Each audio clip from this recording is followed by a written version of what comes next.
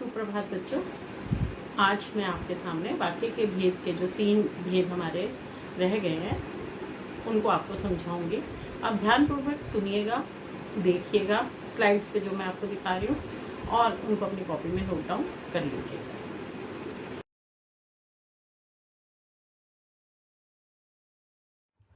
बच्चों, आज जो सबसे पहले जो मैं वाक्य आपको बताने जा रही हूँ वो है इच्छावाचक वाक्य।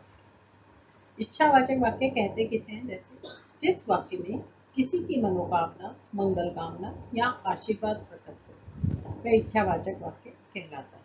मतलब आपको कोई बेस्ट विशेस दे रहा हो, ये सुबह उठते हो अपने मम्मी पापा को या दादा दादी को आप प्रणाम करते हो, तो वो दादा दादी जो आपको आशीर्वाद देते हैं उसको इच्छावाचक वाक्य कहते हैं। जैसे ईश्वर तुम्हें दीर्घायु करे, आपकी यात्रा मंगलमय हो। यदि आपके पापा या आपके घर से कोई आपका फ्रेंड या आपका भाई बहन कोई भी कहीं यात्रा पे जा रहा है तो आप उसको बोलते हो ना हैप्पी जर्नी, तो वो होती है आपके इच्छावाचक वाक्य। या किसी मित्र को जन्मदिन की बधाई दे रहे हो, उसे भी इच्छावाचक वाक्य ही कहा जाता है।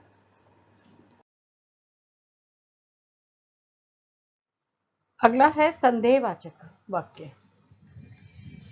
जिस वाक्य में किसी काम के पूरा होने में संदेह, डाउट या संभावना का भाव प्रकट हो, उसे संदेहवाचक वाक्य कहते हैं। आप लेफ्ट साइड पे देखिए कि आप कैसे पहचान सकते हैं कि यह वाक्य संदेहवाचक है। जहां वाक्य के अंत में लगा होगी या होगा, होंगे, ऐसा कुछ लगा होगा तो वो संदेहवाचक वाक्य है। शायद, संभवतः जैसे शब्द देखकर या उसमें शायद या संभवतः वाले शब्दों, ऐसे शब्दों से कोई जो वाक्य बना हुआ है उसे देखकर आप पता लगा सकते हैं कि यह संदेहवाचक वाक्य है। जैसे संभव है आज धूप निकले। कई बार सर्दियों में आपने देखा होगा इतनी धुंध होती है कि आप सोचते हैं, फिर कहते हैं शायद आज धूप निकल आए। संभवतः मैं जीत जाऊं, अगर मैं कोशिश करूं तो शायद मैं जीत सकता हूं।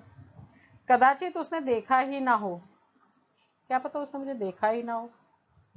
शायद उसे खबर ही ना हो, इसलिए उसे मेरे आने की खबर ही नहीं लगी। तो इस तरह के वाक्य को हम संदेहवाचक वाक्य कहते हैं।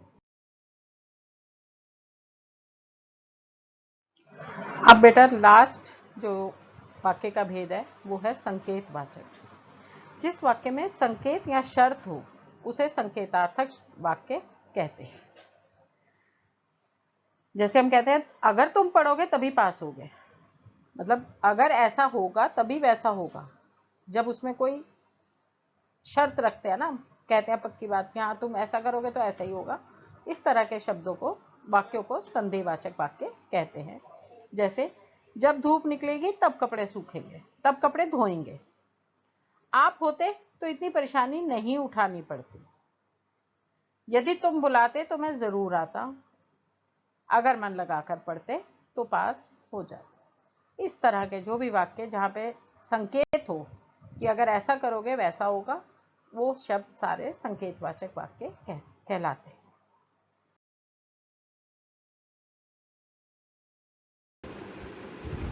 बच्चों, अब आपने देखा कि हमारे तीनों पार्ट्स, जो मैंने 3 पार्ट्स में आपके वाक्य के भेद डिवाइड करे थे, वो तीनों पार्ट्स आज खत्म हो गया। वाक्य के 8 भेदों का स्पष्टीकरण मैंने आपके समक्ष कर दिया है। आपको, मुझे उम्मीद लगती है कि आपको समझ आ गए होंगे, पर लेकिन अगर भी आपको नहीं समझ आई तो आप मेरे से पूछ लीजिएगा और मैं आपको इसमें वाक्य परिवर्तन की असाइनमेंट बना के भेजूँगी। वो आपने अपनी कॉपी में ये सब करने के बाद लास्ट में वो असाइनमेंट भी कर लें।